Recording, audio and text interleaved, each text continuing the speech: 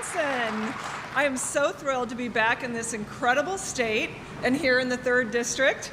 And I'm always so grateful to join our great Vice President and our amazing congressman out on the road, especially at a hardworking small business like Point Precision. I mean, this is just absolutely incredible. But let's be clear, the Trump administration knows that there's nothing small about small business. In fact, President Trump tells me all the time, Kelly, small business is big business. And it's true. Friends, this administration gets it. Both President Trump and Vice President Vance lived and worked in the real world. And that's why Main Street is coming back.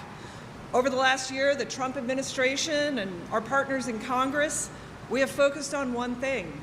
That thing is putting America's families, workers, and small businesses first again. Now, it's about you. This is about you. You are the hardworking Americans who get the job done every single day. You're rebuilding our nation brick by brick.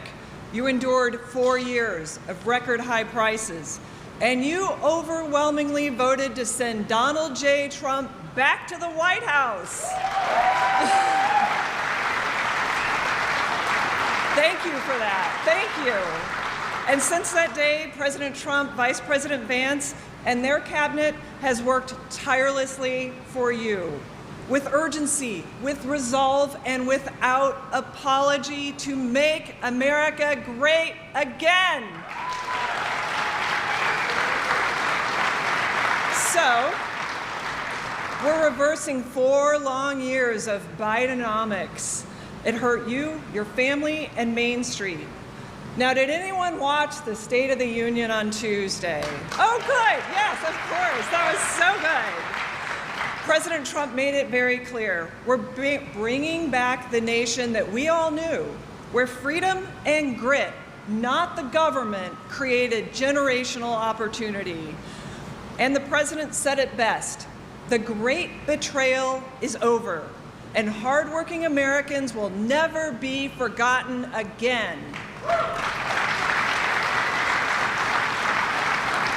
You know, it's really a turnaround for the ages. For the next 250 years, together we're cleaning up massive wasteful spending, the fraud that sent your hard-earned dollars to Somalia, and the Democrats' open borders that imported violent criminals into our communities. After 4 disastrous years, it took Republicans just 12 months to turn it around. We're reducing Biden's massive inflation and high interest rate to 5-year lows. We're cutting regulatory red tape. We restored drill, baby, drill, and clean, beautiful coal.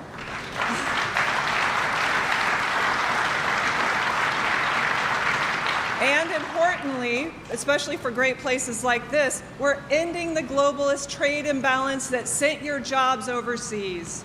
We recently have become aware that Made in America is back because we are a nation of builders, and that's happening right here in Plover at Point Precision. Now, the mainstream media and the liberal elites said what Republicans did couldn't be done, that we simply had to accept managed decline and dependency.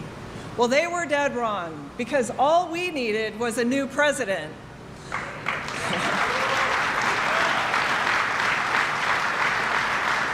Now, you've heard this. You know that the working family tax cuts means thousands of dollars back into the bank accounts and pockets of hardworking families. But we also know that every single Democrat voted no against your tax refund, against your tax cut. Despite that, Republicans got the job done for you. And here's what it means. You know what it means. No tax on tip, overtime, Social Security. It's expanded child tax credits. It's the $1,000 Trump accounts. It's the health savings accounts. The list goes on. And for small businesses like this one, it's making sure that tax rate is certain, the lower tax rate and accelerated depreciation so that they can invest more, hire, and grow right here in this local community. It's the most Main Street tax bill in American history. Now, every rational American understands that lower taxes are a good thing.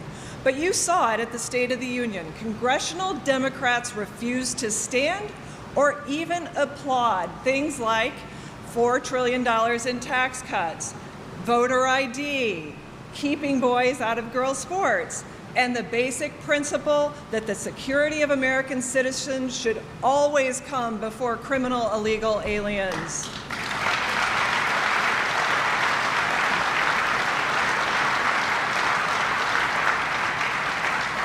So this is really a battle of common sense versus crazy, but let's be honest. Democrats owe hardworking Americans like all of you more than applause. They owe you an apology. They drove up inflation, opened the borders, wrapped America in red tape, and scammed our farmers and manufacturers with the Green New Deal garbage that cost us trillions of dollars. Now, President Trump, Vice President Vance, and congressional majority did not break it, but they are going to fix it. They're fighting for you, not for big government, not for the Green New Deal radicals, or for fraudsters sending your tax dollars overseas, but for workers, for Main Street job creators, our veterans, and our families who make our nation great. Just like Team USA, who brought home the gold, President Trump and, yeah, let's hear it for Team USA.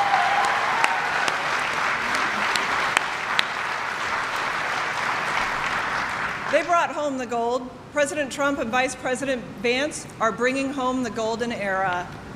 Now, none of this would have been possible without their decisive actions. And there is no one who believes in the American worker and in American industry more than our amazing Vice President JD Vance. You all, yeah, let's hear it for JD. We're excited. He's coming up. You all know the story of his humble beginnings, and now he's in the Oval Office as the second most powerful man in the world and probably the coolest vice president we've ever had. Now, most importantly, he's a man of deep faith, the father of four, with his beautiful wife and second lady, Usha Vance. He and President Trump do it all for hardworking Americans like you who make our nation exceptional. And that's why he's here today, back in Wisconsin, standing proudly with you to restore the American dream for generations to come. So please join me in welcoming the 50th and the greatest Vice President in American history, JD Vance.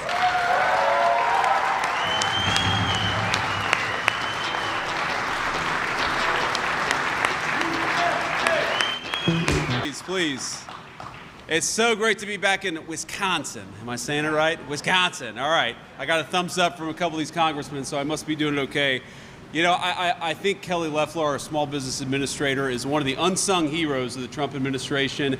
She has single-handedly rooted out hundreds of millions of dollars, I should say, and on to billions of dollars over the next couple of years of fraud against the American people. So we got to give it up for Kelly. She's doing a great job for all of us, saving us some money. I will say I took special note of one thing that she said, though. Kelly said that I'm the coolest vice president in American history, and I said, Kelly, that is a low standard. That is a very low bar, but I do think that I clear that bar, but I think that was a low standard she set me to. But let me say a few words of gratitude before we get started today, because I'm so grateful to be back in this great state with all of its amazing people. You all know this, Wisconsin is a state with a proud tradition of building great American products with Wisconsin hands, and that's what we're here to celebrate today in this great facility.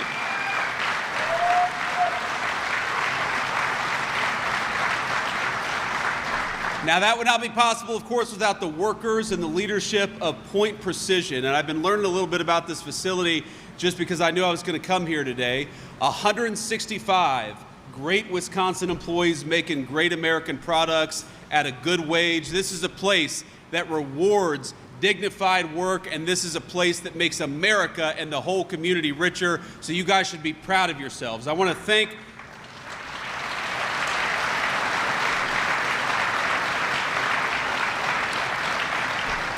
I want to thank the family, Joe and Cindy, and their beautiful kids, and all. It looks like we got some grandkids here, Joe and Cindy. That's amazing. Life's greatest blessing, of course. So great to have you guys. Great to see you guys. Wait, what is today?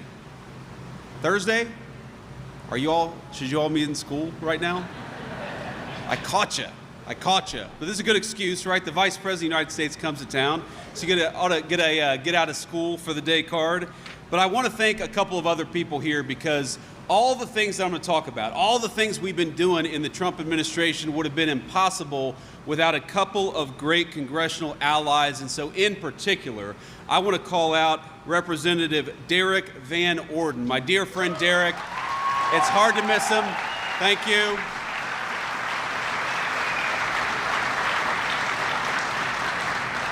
I got to tell you, sometimes in Washington, you get to Washington, there are people you can trust, there are people you can't trust. Derek is one of those guys you can trust to always fight for the people who are in this room. He knows exactly where he came from, a proud veteran. And Derek was talking with me backstage. He's like, we got to do a little video together just so we can get it out there for the congressional campaign. And I said, okay, absolutely. What do you need me to say? And he said, well, just say that, we fought alongside each other in Vietnam. I said, Derek, if we were Democrats, we could get away with that, but I don't think that's going to fly. We're Republicans. These media reporters are not going to let us get away with that, but there are so many great things about Derek, but all of the amazing things. No taxes on tips, that happened because of Derek. No taxes on overtime, that happened because of Derek.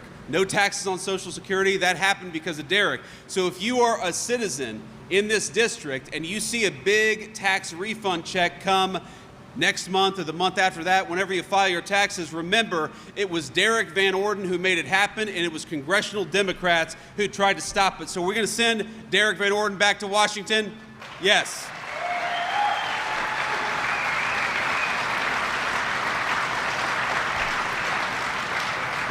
We've also got President Trump's endorsed candidate for governor of Wisconsin, Tom Tiffany. Tom, please stand up and be recognized. Another great guy.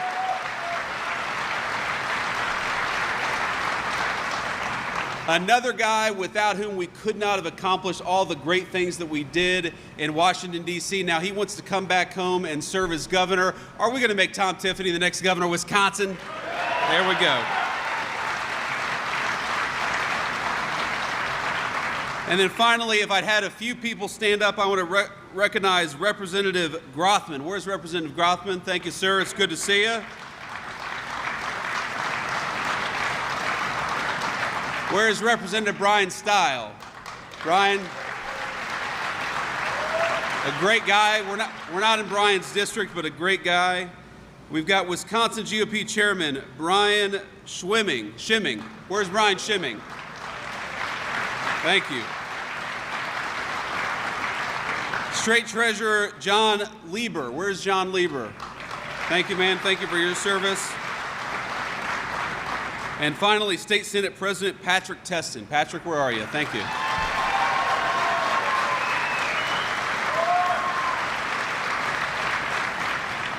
Now, here's what I want to talk about. I want to talk about the stakes coming up in November because it feels like this election in November is very far away. But if anything, the State of the Union should have showed us that we cannot give power back to congressional Democrats.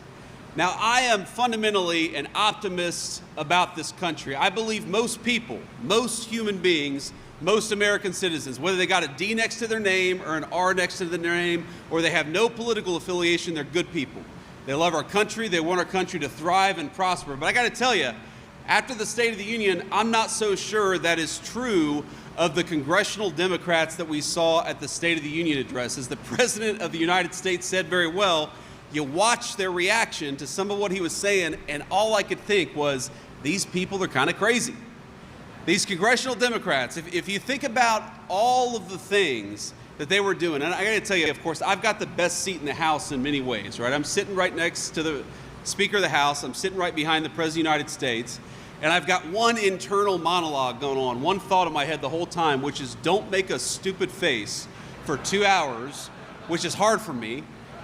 When you're on TV for 2 hours and the Democrats are doing crazy things. So I'll give you a little lay of the land.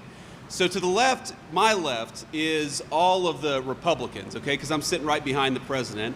And to my right is some Republicans, but mostly the Democrats. And so I see the reaction of all the congressional Democrats, and it's one of the most amazing things I've ever seen.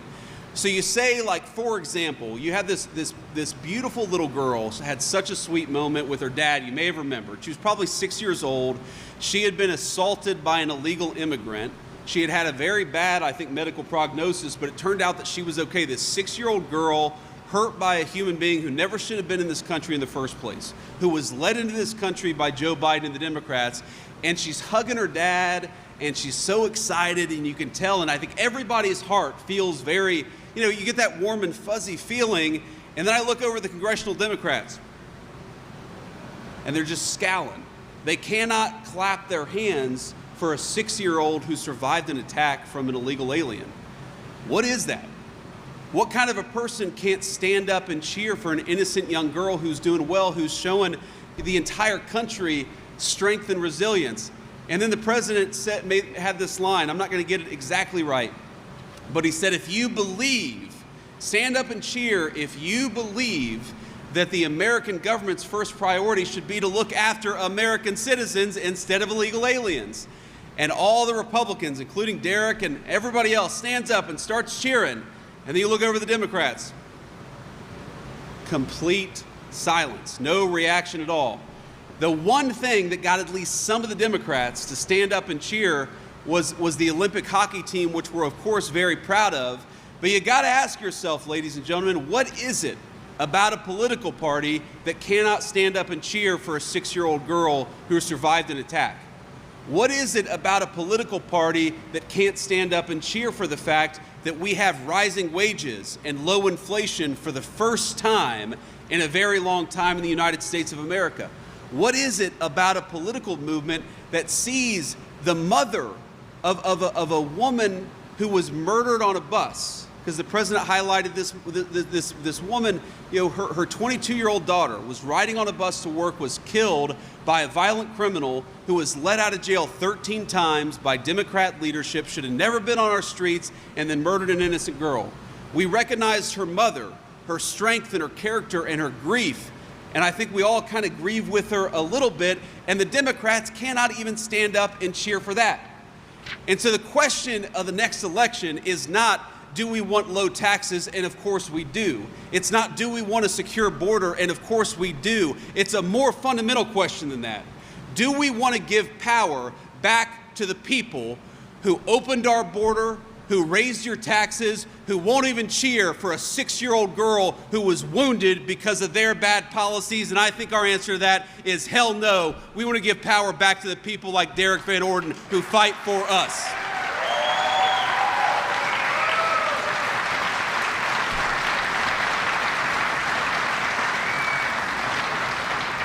And here's the thing, it's funny, I talk to the president multiple times a day. It's kind of the job of vice president. You talk to the president a lot. And every single day, the president will say to me, what have we done today? Got to do more, got to do more, got to do more, okay? The president has such an intense work pace. And I sometimes think, Mr. President, we got to take stock of all the incredible things that we have accomplished over the last year. When Joe Biden and the Democrats left us, the government of this country, we had the highest inflation that we had ever had in 40 years. Thanks to Donald Trump and congressional Republicans, we now have inflation at 2.4%, the lowest in 5 years, and it's coming even lower, ladies and gentlemen.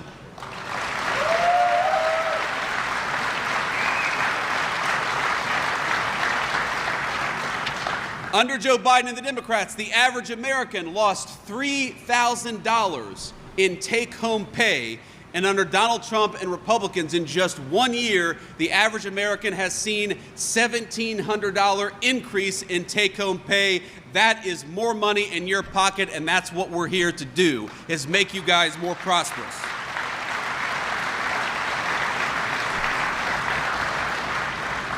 Under Joe Biden in the Green New Scam, we had the highest energy prices that we had had maybe in my entire lifetime. And then we had Republicans take over with a simple principle, which is drill, baby, drill.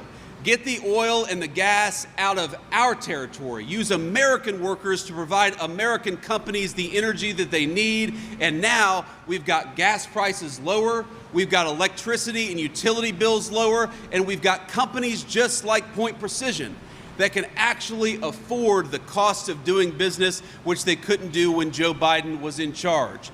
So it's funny to me, when the Democrats talk about affordability, you heard the president talk about this in the State of the Union address. Hearing the Democrats talk about affordability is like hearing an arsonist complain about fire. It's your fault. You guys left us a country with sky-high inflation. You all left us a country where we were going everywhere but America for energy. You left us a United States of America where the average family was $3,000 poorer. So our attitude is, you know what? When you talk about affordability, you're exactly right. You caused an affordability problem, congressional Democrats, and we are here to fix it.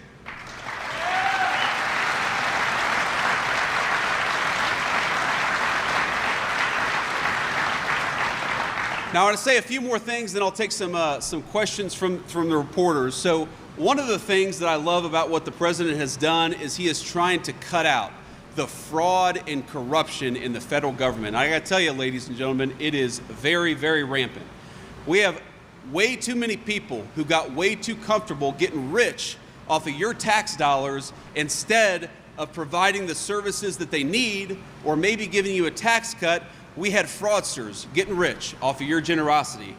I did a little press conference yesterday with Dr. Oz, who runs our Medicare and Medicaid services.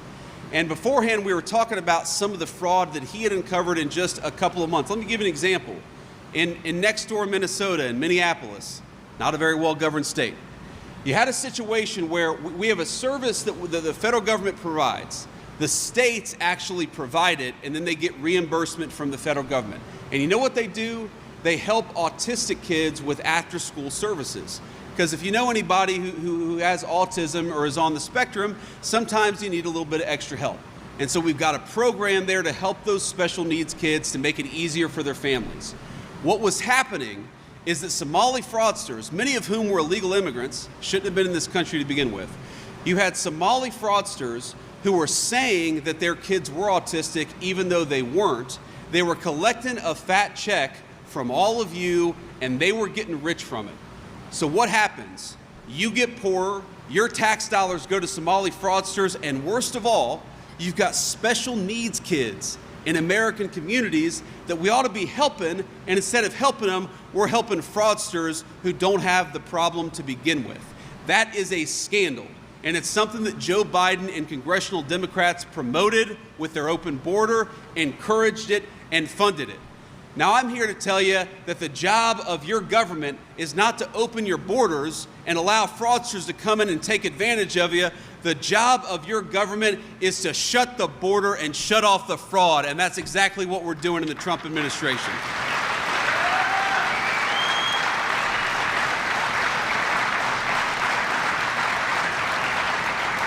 But you know, it's actually not just the people on the ground who are committing some of this fraud. Some of the worst corruption is the corruption that you see in the federal government.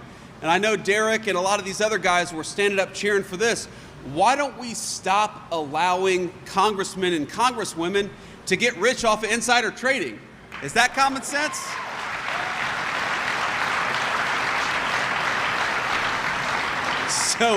So again, I've got a seat unlike any other, and the President of the United States, first of all, the whole time the president's given his speech, I was amazed at his self-control, because I would not have had it if I was up there with the microphone, because these two women, far-left Democrats, Rashida Tlaib and Ilhan Omar, they're sitting next to each other, and they're talking loudly the entire time, okay?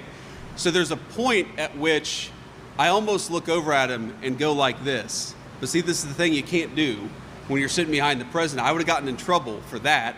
Even Derek wouldn't have defended me if I did that, but it's just nails on a chalkboard. They're talking, they're interrupting. The president was completely unfazed by it. But again, you're sitting there, and then the president gets to the point where he says, you know what? We are going to stop congressmen and congresswomen from getting rich off of insider trading, from violating the public trust that you have put in them and get rich off of insider trading. Of course, a lot of people stand up and cheer. Most of the Democrats don't. You know who was not standing up and cheering? Nancy Pelosi. I have never seen a person more angry in my life than Nancy Pelosi when the President of the United States is calling out insider trading. Ladies and gentlemen, my hope for all of you, of course, is that we can make you richer and more prosperous and safer in your communities. But my hope for all of you is that you find somebody who loves you as much as Nancy Pelosi loves insider trading, because then you will have a very good life indeed. But on all these things, we just have to stop the fraud. The government exists to serve you. We want the government, of course, to be smaller. We want it to be limited in its scope. We don't want it in your pocketbooks. We don't want it telling you what to do. But there are a few things you need the federal government to do. You need it to provide for the common defense. We need a good military. You know, we need it to ensure that people like special needs kids are able to get the essential services that they need and can't afford. I happen to believe I grew up in a poor family. When we have people who are down on their luck, we don't want those people to starve or not be able to get medical care. We want to make sure that Americans are taking care of Americans. But that is not possible if we allow fraudsters to come into our country and get rich off of your generosity of spirit. And so I want you, when you go to the polls in November, I don't want you to just think about all the great things that we've accomplished, all the great things that we've talked about. I don't want you just to think about no taxes on tips and lower gas prices. I want you to think, who is going to protect my money from fraudsters? And the simple answer is, it's Derek Van Orden and congressional Republicans. It is not the Democrats who created this problem to begin with.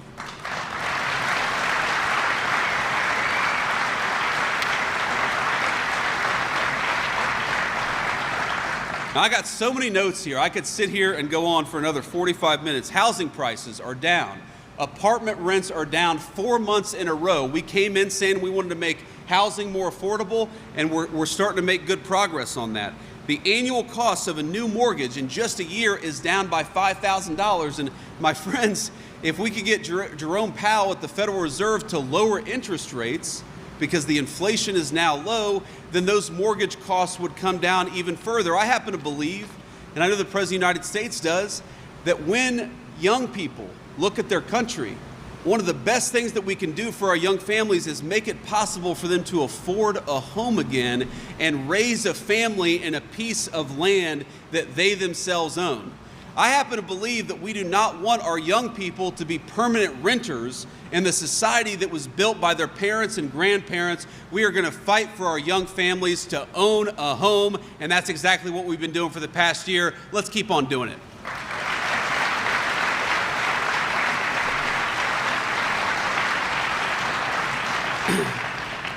But let me just close with this one final thought, and then I'll take some questions from the media. There are a lot of specific issues that matter. We could talk about all of them. We could talk about the fact that we've got a closed border and they opened it. We could talk about the fact that we've got the lowest murder rates in the United States of America in 100 years. And you wonder, how did that happen so quickly?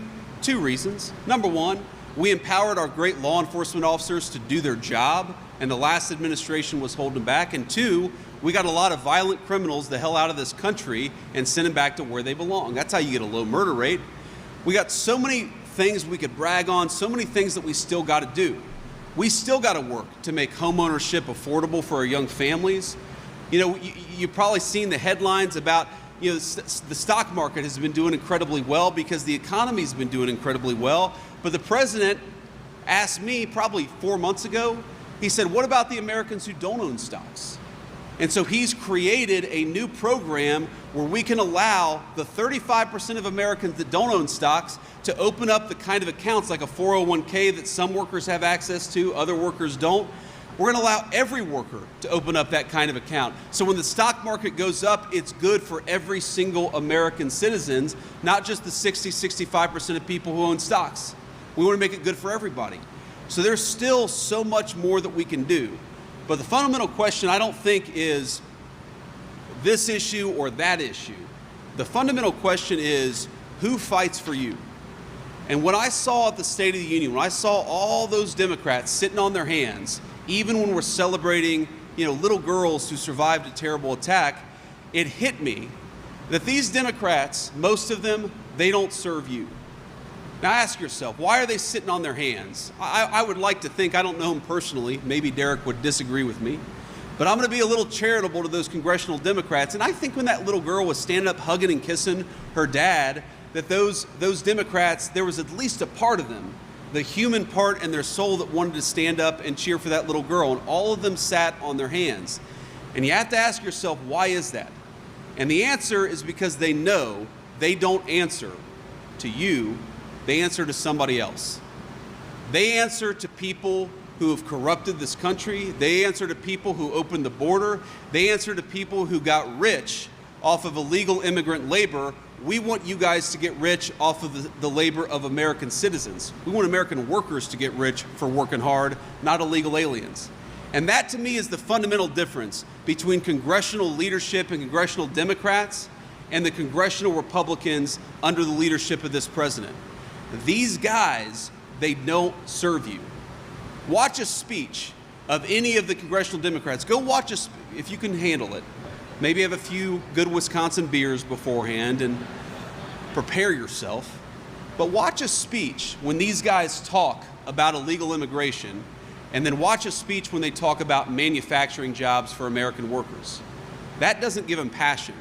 That gives Donald Trump passion. That gives Derek Van Orden passion. The idea that every single one of you should have a good job, a good life if you work hard and play by the rules. The idea that our young families should be able to own a stake in their country. That's what fires us up. That's what we're fighting for in government. But you watch these congressional Democrats, what really fires them up, they get really mad at the idea that we're deporting illegal immigrants.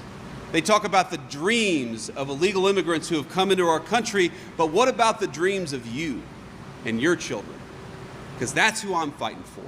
That's who Donald Trump is fighting for, and that's who Derek Van Orden is fighting for.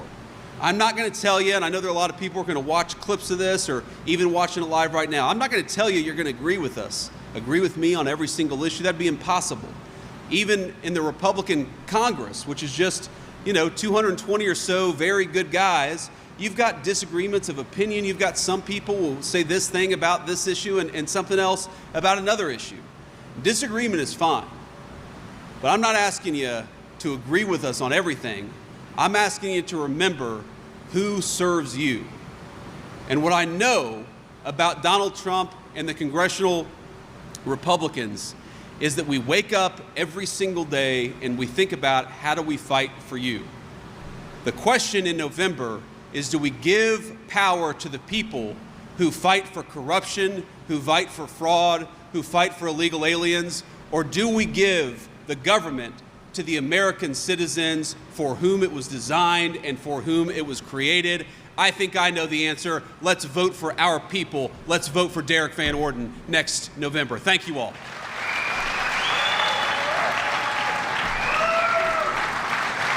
Thank you, guys.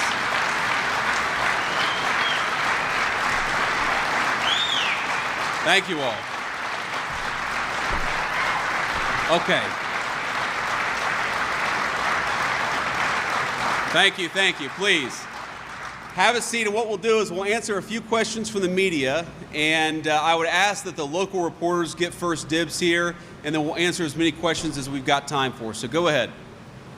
Alex Loroff with Spectrum News 1. Mr. Vice President, there was a poll released yesterday of Wisconsin voters where 70% of respondents said their biggest concerns right now are affordability and the cost of living. Sure. What can still be done at the federal level to ease some of those affordability concerns that Wisconsinites still have? Well, look, it's our top concern, too. We want people to be able to afford a good life. Nothing breaks my heart more than the idea that you've got somebody who goes out, they bust their rear end, they come home, they want to give their kids a nice meal. Maybe once or twice a year, they want to take their kids on a nice vacation. We want people to be able to afford that so long as they work hard and play by the rules. And I think the thing that we've tried to remind ourselves of in the Trump administration is we were put in a very big hole. When you talk about the average American family under Biden's leadership that lost $3,000 of take-home pay, we think every single day, how do we get that $3,000 back and then some? You heard me say earlier, and this is a true statistic, that the average American family has gained about $1,400 under the Trump administration just in about a year and a month. Now that's something we're very proud of, but we think every single day. That still means that compared to when Biden took over, those Americans are still running behind. They're still catching up. So I think what we have to do every single day is come up with ideas for how to make the American people's lives better, and that's what we're doing. Some of this is the policies that we've already put in place take a little bit of time to work their way through the system. Some of it is we got to keep on working at it. You know, a few months ago, the President of the United States had the big pharmaceutical companies into the Oval Office. And normally what happens is these big pharmaceutical companies, they come to Washington, thanks to the fraud and corruption, and they get a big fat paycheck from congressional Democrats. You know what they got instead? They got a lecture from the President of the United States. Why is it that the people in this room, for my entire life and then some, paid the highest prescription drug prices in the world, while people in England or France or other rich countries paid much lower prices? And the reason is because the pharmaceutical companies took advantage of us. That was corrupt. It was unacceptable. Now, you're already starting to see this with certain medications, and you're going to see it with more, but the President of the United States said, we are done paying more than Europe for prescription drugs. We want to pay what they pay, and if you're not going to take that deal, then get the hell out of my office. Well, they took that deal.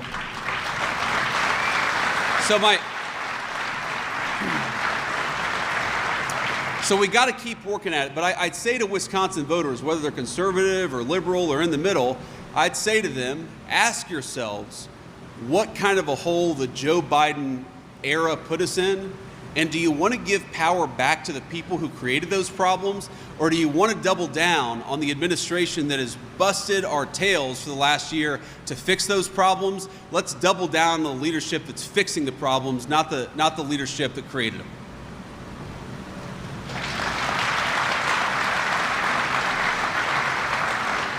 Thank you, Mr. Vice President. Matt Smith from WISN TV in Milwaukee. On the fraud efforts and what we saw in Minnesota yesterday, here in Wisconsin, the governor has refused to give over the SNAP data here in the state, along with the voter data. I'm curious, is there a point, or at what point would the administration withhold federal funds from Wisconsin? Well, look, we're going to look at every option that we have because we've got to stop this terrible fraud, but that is absurd. Ask yourself a question. Why would the government of Wisconsin not want to help us kick fraud off of the welfare rolls and kick fraud off of the voter rolls? And the only answer I can possibly come up with is because they like to cheat. There's no other real explanation.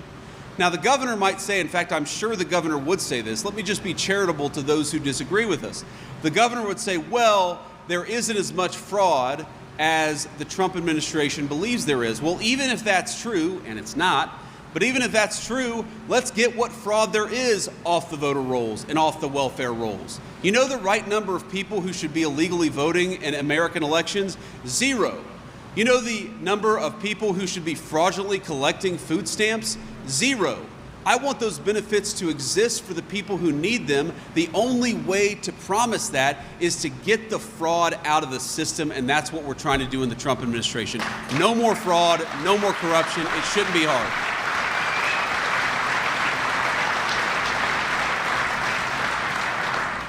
Thank you, Mr. Vice President. Ellie Davis, Local 5 News.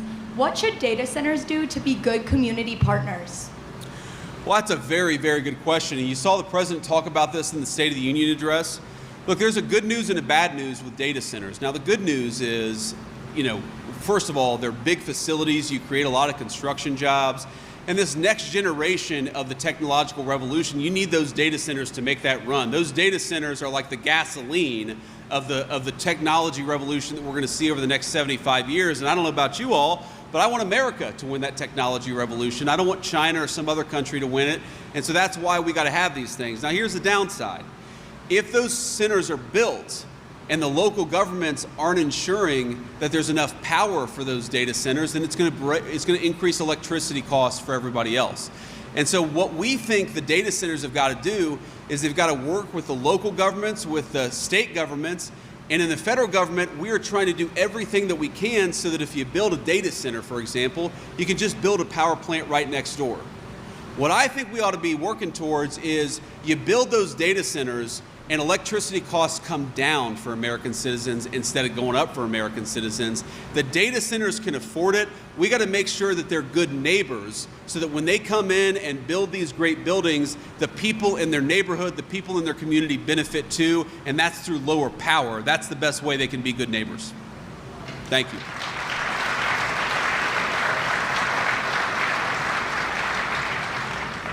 Hello, my name is Laura Schulte. I'm a reporter with the Milwaukee Journal-Sentinel. And in Wisconsin, rural hospitals are struggling. Closures are creating healthcare deserts for parts of the state. And what can be done federally to keep those hospitals open and providing necessary care to community members? Yeah, I appreciate that question.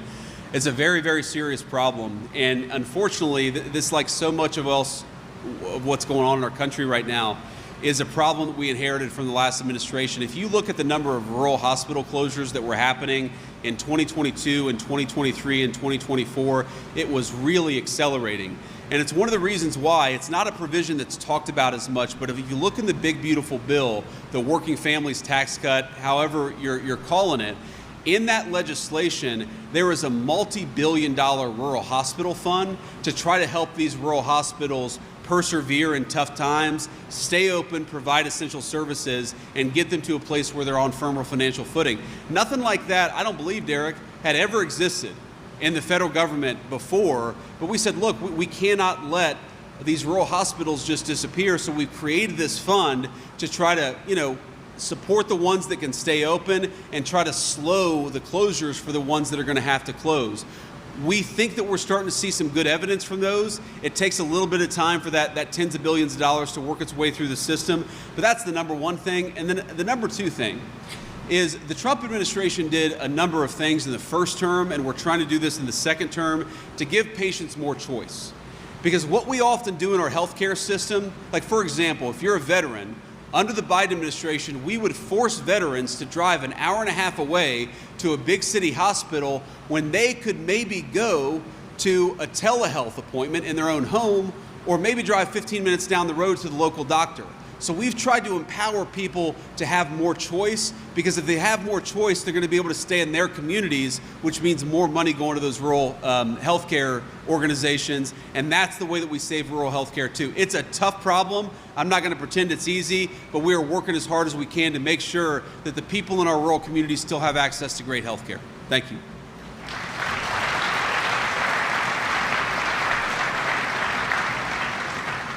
Stephanie Hoff with the Midwest Farm Report Radio Network, talking to farmers across the state of Wisconsin. My question for you today is, commodity markets have not been friendly to Wisconsin farmers. I'm talking corn, Sure. soybeans, and dairy. What is the administration doing to bolster trade, increase export markets, and those relationships to bring market prices back up?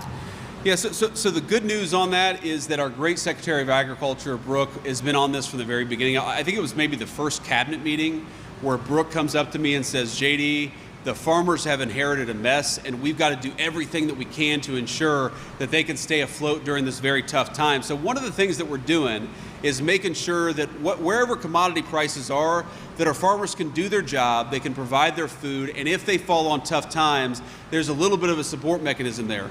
Now you might say, why do we do that? But the answer is actually very simple. If we don't have American sovereignty in our food supply, we don't have sovereignty at all.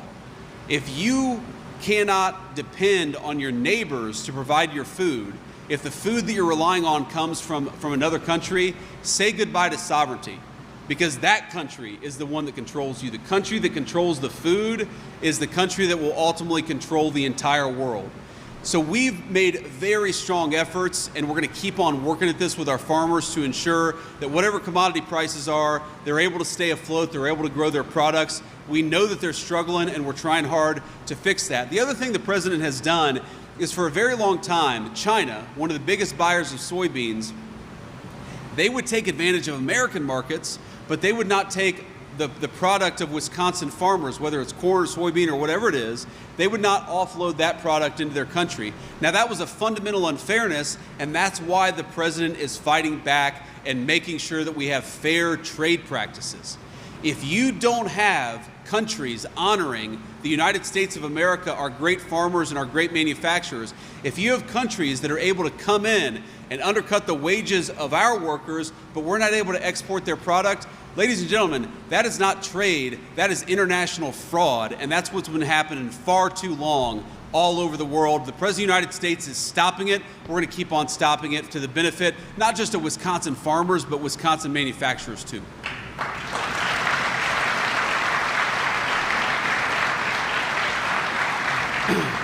So let's say we'll take 2 more questions here. Sir. Thank you, Mr. Vice President. Dylan Eckhart, 9 News, out of Wausau, WAOW. Nationally, there has been bipartisan legislation introduced sticking with agriculture. For example, the Domestic Organic Investment Act, which would make a USDA's development grant permanent, allowing for grants for farmers and businesses. How will the administration continue to work with local farmers and businesses in Wisconsin, especially central Wisconsin, to expand on some of those ideas and introduce legislation? Well, you heard a little bit of my answer in the last question, but you're right that there's a lot of legislation that's working through the Congress, and as broken as Congress is as an institution sometimes, there are still some good pieces of bipartisan legislation that happen. Luckily, I think agriculture is one of those areas where you still have some good bipartisan pieces of legislation. You ask how we're going to work with local farmers, especially in central Wisconsin, and the answer is just to listen. You know, we've got a great legislative team at the White House, but we've also got a lot of great allies like Derek Van Orden in Congress. And what these guys are doing is they're coming to us with ideas. And they're saying, look, we heard from our constituents, this is something we've got to do. You know, whatever the product is, you know, sometimes they're most concerned about commodity prices. They're worried that the soybeans and the corn, it's way too low. Sometimes they're worried, of course, about inputs. They're worried about fertilizer. They're worried about the cost of fuel. So what we just try to do is work with our allies in Congress, and frankly, we'll work with anybody in Congress who has good ideas about how to help our farmers. We're going to have some good legislation on this front over the next year. It's just a question of getting it over the hill, getting it to the president's signature, or to the president's desk, I should say, for his signature. Thank you. One more question.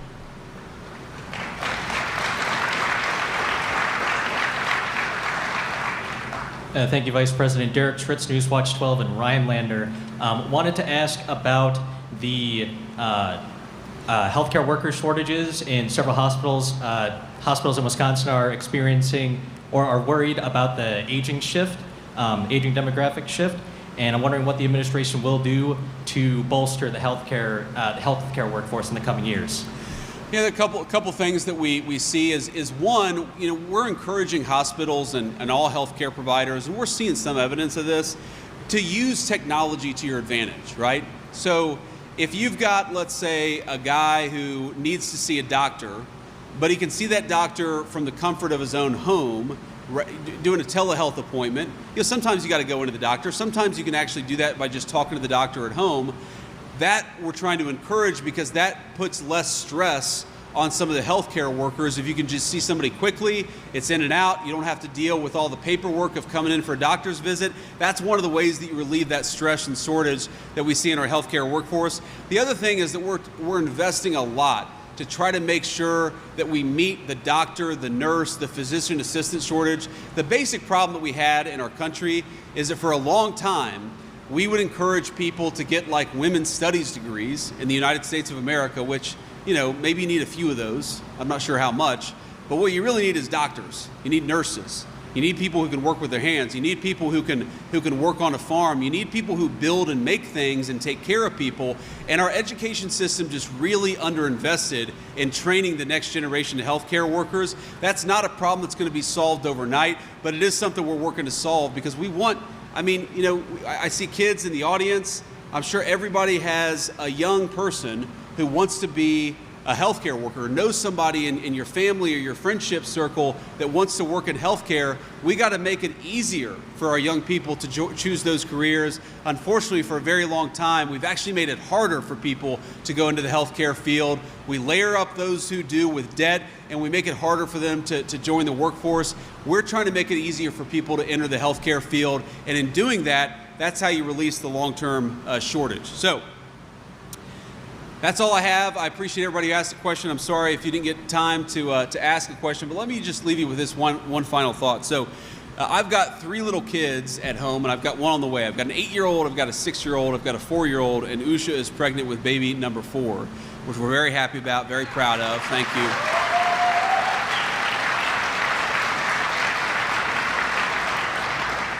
But my 8-year-old, he's gotten really into football in the last probably 3 or 4 months. Don't hold it against him. He's an Ohio State fan. That's his dad rubbing off on him. Are we Wisconsin fans here in central Wisconsin? Okay. But here's the thing. We watched over the past few days. We watched Rudy.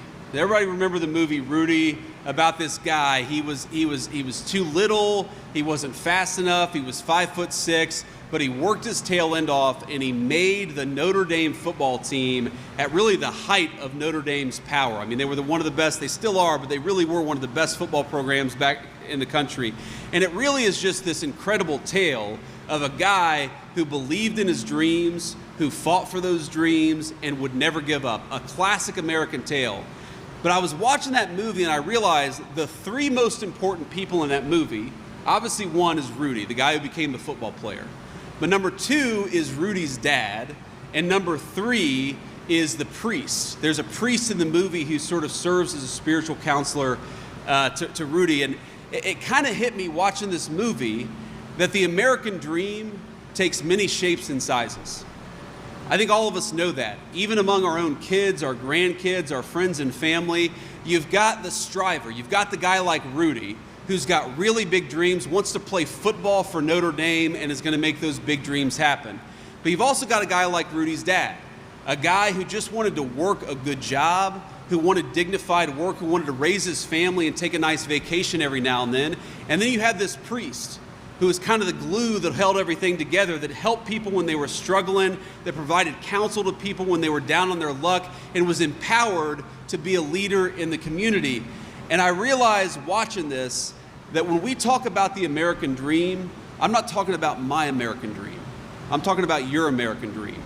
Whether you want to have a good job and raise a healthy, happy family, whether your kid wants to go off and play college football, whether you want to start a business like the one that we're standing in, whatever it is, the great thing about this country is that the American dream comes in many shapes and sizes. But here's the thing about the American dream. The government cannot give it to you for you. But the government, with bad policy and bad leadership, it can destroy that American dream, whatever shape it takes in the lives of you and your children. And so I just want you to know that I'll never forget where I came from. Raised in a poor family, raised by a grandmother who would sometimes struggle to pay her prescription drugs or put food on the table and had to pick one or the other. And here I am before you, the greatest crowd in the world, as the vice president of the greatest country in the world. This country is still a place of very big dreams. But I'm not going to pretend that my dream is your dream, and I just want you to know that every single day I go to work, and every single day Donald J. Trump goes to work, and we fight for the American dream for you and your family, however you define it. We would really appreciate you not sending us a bunch of crazy Democrats in November, so please don't do that. God bless you all. Thank you.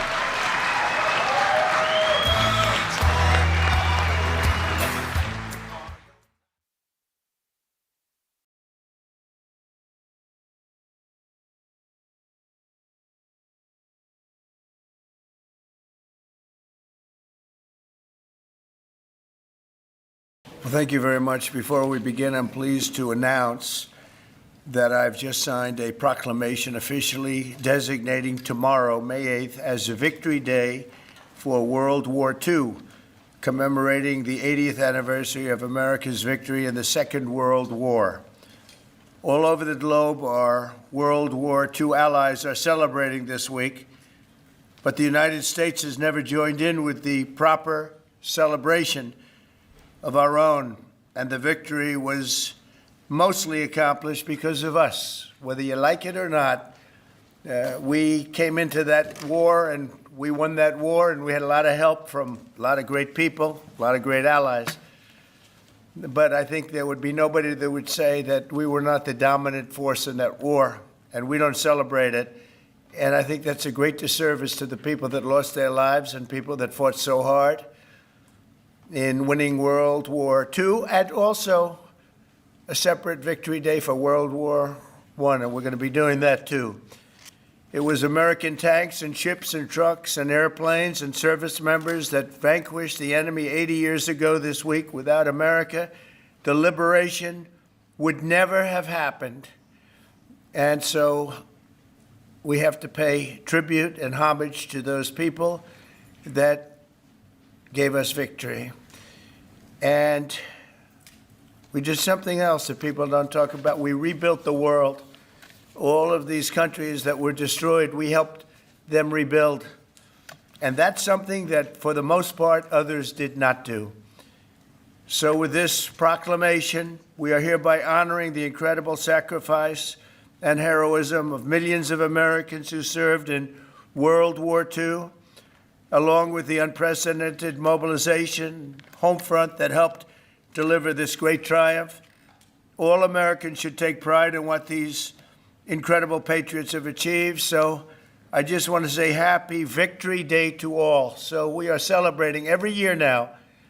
I can guarantee for 4 years, but I think after that we're going to have 2 Victory Days, World War I and World War II. This is World War II Victory Day. In the future, we're going to have a major celebration of each day. We're not going to have days off because we don't have enough days in the year. We have too many celebrations already. But we're going to have Victory Day and for World War I, World War II. And without us, those wars would not have been won. I think we can say that, would not have been won. And I think it's time that the United States starts taking credit for their achievements. And I really believe it's a shame. You know, I was watching for the last week, and I noticed France, I noticed other countries all getting ready for Victory Day. And I said, that's sort of strange, because David just added something. He said, we also rebuilt the world. And I didn't have that, and I should have that. That was a big factor. But I noticed all of the countries, Russia, having a big day tomorrow. And by the way, they lost millions of people, and they were absolutely a major factor. But there was no major factor like us. We won the war, and we won it with the help of others. But everybody was celebrating but the United States of America. And I said, you know, I think it's time that we start celebrating victory. And that's what we're doing. So now for the reason that we're here, but I asked David, would it be appropriate if I did that? He said, absolutely. That's a big thing that we're doing on your swearing in, very big thing. But now for the real reason, and a reason that I'm very proud of because he's been my friend for a long time. We're swearing in our next ambassador to the People's Republic of China. What timing, David, what timing? Only you could have picked this timing. It's your fault. I picked him a long time ago, but it just happened to come due on a pretty important date. But our friend David Perdue, Senator David Perdue, joining David this afternoon are his incredible wife, Bonnie, been at his side for a long time. Their sons, David and Blake, their daughter-in-law, Danielle, and daughter-in-law, Charlotte, and their grandsons, David, Hudson, and Jack. That's a beautiful family. Congratulations. I didn't think you had it in you, David. That's really something. That's pretty amazing. Look at that. Our new ambassador brings to this position a lifetime of experience at the highest levels of business and politics, and he is at the highest level. Over 4 decades in business, he rose to lead several major American corporations, including as the president and CEO of the footwear giant Reebok, where he did very well, he did a great job, and later CEO of Dollar General. Likewise, he did a great job. David also lived and worked in Singapore and Hong Kong for several years, developing a wealth of experience negotiating and doing tremendous business deals for lots of different leaders that he worked with. Following his tremendous business success as an executive, David stepped forward to serve America in government, and as we all know, in 2014 he was elected United States Senate in Georgia, and he was very popular, very respected from day one. He served on the Senate Foreign Relations Committee and was a tremendous partner to our administration during my first term. I dealt with him a lot, and he solved a lot of problems. Now I'm entrusting David to help manage one of America's most complex and consequential foreign relationships, and I know he'll do a fantastic job. As our lead diplomat in Beijing, David will work to promote American interests and stability in the Indo-Pacific, help stop the flood of Chinese fentanyl across our borders, which we have to do. We lost, I believe, 300,000 people last year. Seek fairness and reciprocity for the American worker, ensure the safety of our citizens overseas, and promote peace in the region and in the world. And I'm confident that he will do an exceptional job. He's an exceptional man, and make our country very proud and make our country very safe, too. So, David, I want to congratulate you. This is as big as it gets, and the timing is unbelievable, but it's time that we have somebody like this. This is a very, very extraordinary man, and you're going to do a fantastic job. And say hello to President Xi when you're over there, please, okay? Thank you very much. Marco, would you do the service? Thank you. Just stand here in the middle. Put your left hand and raise your right. Raise your right hand. All right. I state your name. I, David Perdue, Do solemnly swear do solemnly swear that I will support and defend that I will support and defend the Constitution of the United States the Constitution of the United States against all enemies, against all enemies, foreign and domestic, foreign and domestic, that I will bear true faith that I will bear true faith and allegiance and allegiance to the same, to the same, that I take this obligation freely that I take this obligation freely without any mental reservation without any mental reservation or purpose of evasion, or purpose of evasion, and that I will well and that I will well and faithfully discharge and faithfully discharge the duties of the the office duties of the office on which I am about to enter. in which I'm about to enter. So help me God. So help me God. Congratulations, Mr. Vance.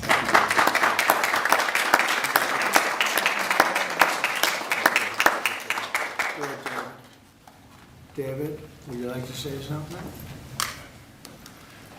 Mr. President, I'm humbled to be in this office today.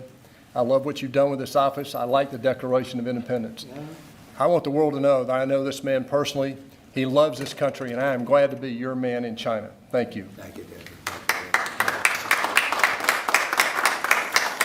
I think just for the sake of formality, here we go, David. Come on up. Come on up here, Bonnie. That's what it's all about, right? And now we send you on your way. Lots of luck. Yes, sir. We're right behind you, David. Look forward to seeing you over there, sir. Okay, have a good time. God bless Thank you. Congratulations, everybody.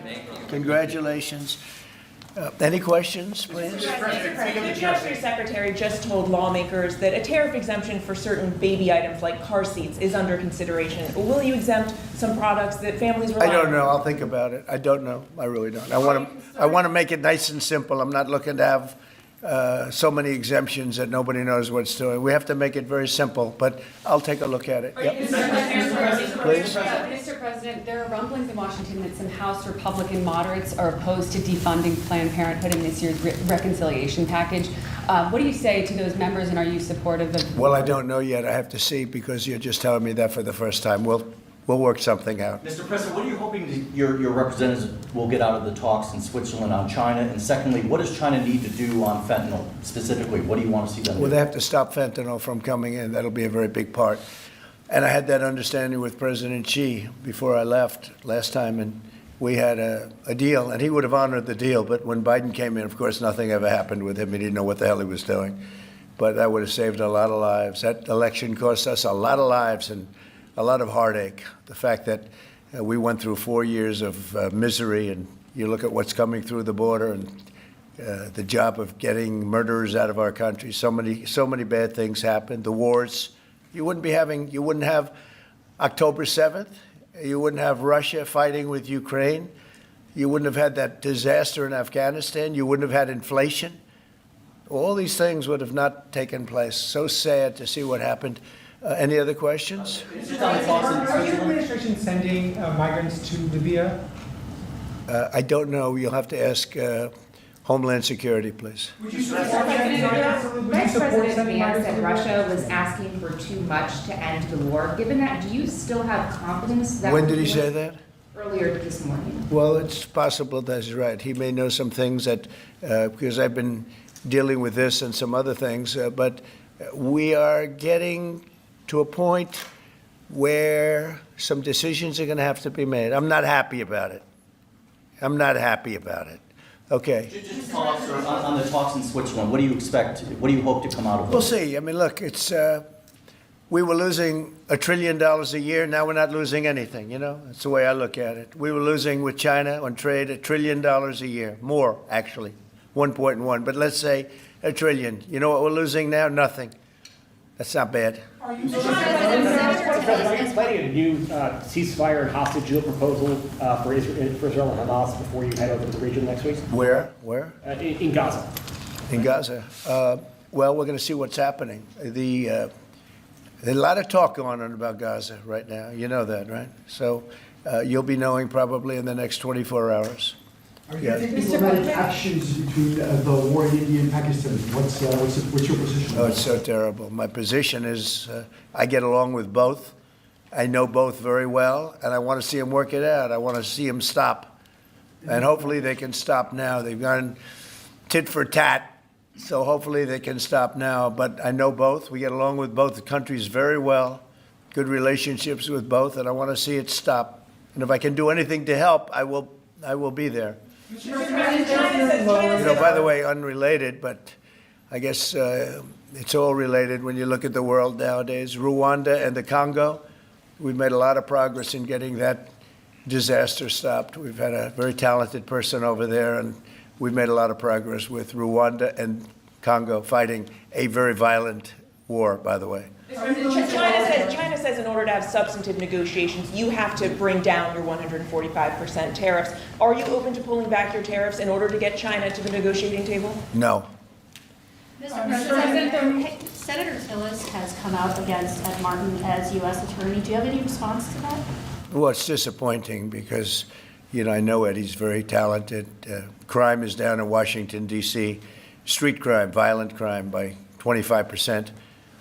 And people have seen, they've noticed a big difference. So I didn't know that. But if anybody voted against him, I feel very badly about it, only in the sense that in this short period of time that he's been there, crime is down 25% in Washington, D.C. But that's really up to the senators. If they feel that way, they have to vote the way they vote. They have to follow their heart, and they have to follow their mind. Mr. President, referring to the Persian Gulf as the Arabian Gulf, are you going to make that announcement on your part? They're going to ask me about that when I get there, and I'll have to make a decision. So you haven't made a decision yet? I don't want to hurt anybody's feelings. I don't know if feelings are going to be hurt. Why have a case right over here? It's called Gulf of America. And I guess a lot of people get ideas from us. But the Gulf of America was something I thought should have been named a long time ago. I'm going to be given a briefing on that. It was just done. And I'll make a decision. Is it the U.S. position that Iran can have an enrichment program as long as it doesn't reach a weapons? We haven't made that decision yet. We will, but we haven't made that decision yet. President? Yeah. China said the U.S. initiated the trade talks this weekend and that its position hasn't changed. Are you still confident you can reach a deal with China? They said we initiated? Well, I think they ought to go back and study their files. Okay? I do think that. Go ahead. What do you? Are you planning to ease chip export restrictions to some of these Gulf countries, and then also make announcements regarding? We might be doing that, yeah. And their nuclear programs, civilian nuclear programs. And it'll be announced soon. And you're to help them develop some nuclear power. Well, we're going to take a look. We're going to take a look. But we had really a very good, as you know, we had a very good outcome with the Houthis, and we honor their word. I mean, they made a commitment, and we dealt with other countries that were close to them and their surrogates, and we honor all of their words. We'll see what happens, but I think, I believe that hopefully that's over with, and they'll leave the ships alone, just leave those ships alone. But so we do. We take their word for it. It was, we hit them very hard. They had a great capacity to withstand punishment. They took tremendous punishment. And, you could say there's a lot of bravery there. It was amazing what they took. But we honor their commitment and their word. They gave us their word that they wouldn't be shooting ships anymore, and we honor that. I want to thank you all for being here. I want to congratulate David Perdue and his family. He's going to be really an incredible ambassador to China. I have no doubt about it. And we're going to work together very closely. Thank you all very much. Thank you. Thank you, David.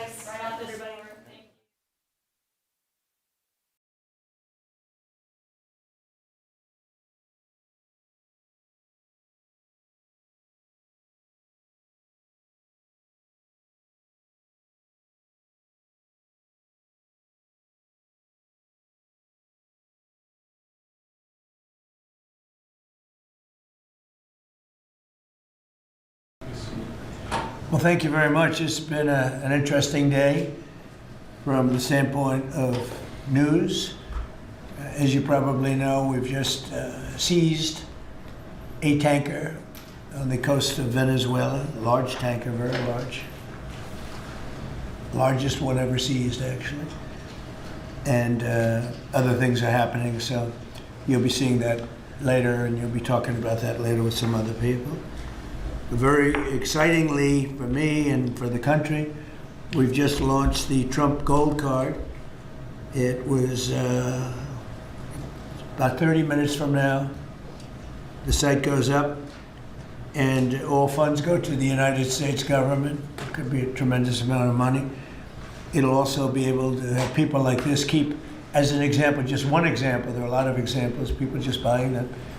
It's somewhat like a green card, but with big advantages over a green card.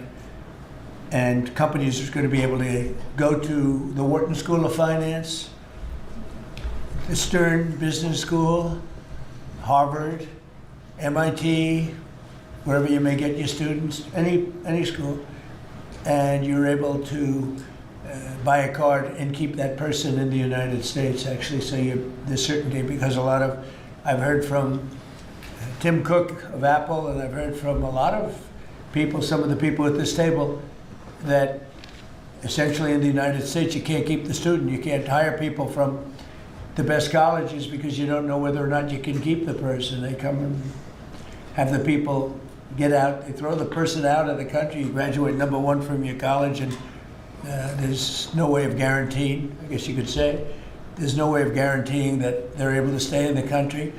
Howard, maybe you'll give a little description of the Trump Gold Card, please. Sure. So for an individual, it's $1 million, and for a corporation, it's $2 million. And as the president said, for a corporation, they spend $2 million. They can then have an employee, full vetting, the best vetting the government has ever done, $15,000 vetting, to make sure these people absolutely qualify to be in America. Absolutely qualify. And then the company can keep them here, and they have a path to citizenship, right? Obviously, they have to be perfect people in America, and having passed the vetting, after 5 years, they'll be available to become citizens, and then the corporation can put someone else on the card. So for a company, they can keep putting people on the card, one person per card, and for an individual, it's $1 million, and it's a gift to the United States of America to help America be great again under Donald Trump.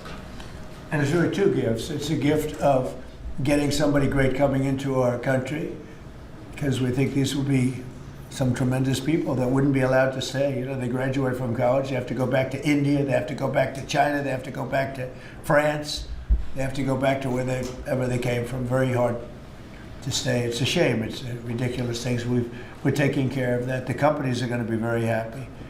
I know Apple's going to be happy, but a lot of the companies, nobody talked to me more about it than Tim Cook. He said it's a real problem, and it's not going to be a problem anymore. As you know, they used to send people up to Canada and other places, other countries, so we've solved that. And the other thing is it'll take in, we think, probably billions of dollars that will go to the Treasury of the United States, that will go to an account where we can do things positive for the country. So it'll be a great thing. We'll take in, I think, billions of dollars, many billions of dollars even. So that's very exciting. The Trump accounts are doing really well. We have a man on my right, Michael Dell, who's an extraordinary person. His wife is even more extraordinary. I think I can say that. They have such a good relationship. You know, like she's an extraordinary person. Absolutely. Right? Got a great wife. But they're two great people. And as you know, last week Michael contributed $6,250,000,000. And this is just something that's so special. So many people are in love with that. He understood it right from the beginning. It was his idea, and he understood it right from the beginning. Could you give maybe just a little description of why you loved it for such a long period of time? And we were able to get it through the great big beautiful bill, basically. That's how what gave us the authorization to do it. Michael, please. Yeah, absolutely, sir. So, when we first heard about this idea, the idea was that the government would give $1,000 to a newborn baby in an account that they would own, and it would go in essentially the S&P 500 and compound. And when the child becomes 18, they could use that money to go to college, to buy a home, to start a business, to continue saving. And I thought that was a great idea. I thought it'd be great if companies matched the government's contribution, which we're doing, and a lot of the companies around the table have committed to doing that. And also the thought about this is, wow, this is going to be like a platform for families and communities and philanthropists to contribute to those accounts. And so we originally started with the idea of, well, what if we gave some money to all the kids in our home state of Texas, right?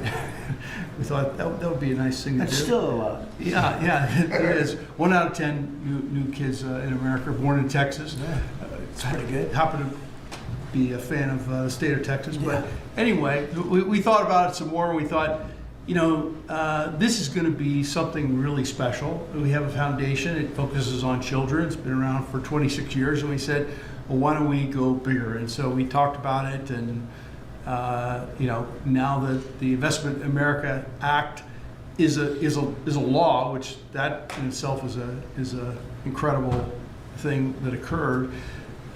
It does create a platform, and we were super happy to announce that we would give $250. We arrived at $250 because next year will be the 250th birthday of America and 25 million children. We thought that was a nice thing to do because it would include most of the children that are 10 and under, that are not part of the government program, that live in zip codes where the median income is less than $150,000. And that was also an important part of our contribution. And I do believe there will be a number of other large gifts announced. I've already spoken with a few that will be announcing gifts at the state level, and more to come. Yeah, it's amazing, and it's amazing the vision you have, but that's why you're so successful, frankly. And to think that Michael started off with not a lot of money, I would say, right?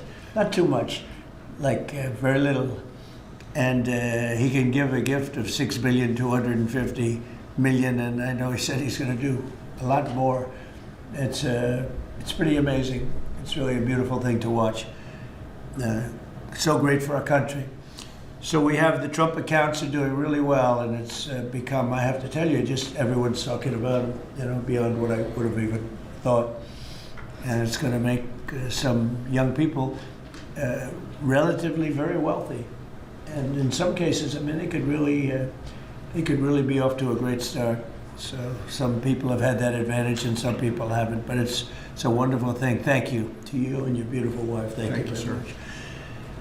So it's a pleasure to welcome so many brilliant minds and distinguished business leaders back to the White House. I love these brilliant minds, including Michael Dell of Dell Technologies, who makes a great product. And I want to thank him for what he's done, what we just discussed, the accounts. We also are grateful to be joined by Enrique Lores of HP. So thank you very much, Enrique. Great job you're doing. Antonio Neri of HP Enterprise. Thank you very much. What's the difference between HP and HP Enterprise? We focus on the cloud security, networking, and large systems. The cloud's good. People have done very well with the cloud. That's great. Arvind Krishna of IBM, who's actually become, I would say, a legend. The job he's done. He's taken the stock from a rather low price to a very nice price. I won't say high because I'm sure you're going to say it's going to go up a lot more, right? So I can't say a high price. But he took IBM into a new stratosphere that nobody, I think, saw. If you go back to before when he took over the company, nobody would have even imagined that you'd be able to do what you've done. So congratulations, become a good friend. Cristiano Amon of Qualcomm, and thank you very much. Congratulations on the success. Thank you. I know a lot about your company. You've done amazing. And Executive Director of the Technology CEO Council, Bruce Mailman. So, thank you very much. I think that these people know each other. We're going to be talking a little bit about technology today, and we'll take a few of your questions about technology. I'm sure you probably won't have too many of those questions. You'll be asking about some other things, right, Bruce? Our administration is committed to total dominance in technology. Right now, we're leading artificial intelligence by a lot. And I think, you look at what's going up, and we're writing rules, regulations. We want to keep it at the federal government level, so it's simple for the companies, very important, frankly. And I think we're pretty well committed. I spoke to some of the senators today, and I think we're committed to do that. We want to make it as simple as possible, as easy, because you're competing with some very big sources, and we want to stay number one by a lot. We're leading the world in building new data centers and new semiconductor and chip manufacturing facilities and new capacity for AI. And we're unleashing all of the forms, literally all forms of energy and natural gas and oil to clean, beautiful coal and safe, reliable nuclear power. And I'm giving them approval to, when they build these massive plants that cost $50 billion. It used to be that for $50 million, you could build a nice little shopping center. But for $500 million, you could build one of the biggest, most beautiful centers. And now they're talking about $50 billion. So explain that one. These buildings are, there's never been anything. There's never been anything like that. So you're all involved in that. It's pretty amazing. 1 year ago, our country was considered dead by many.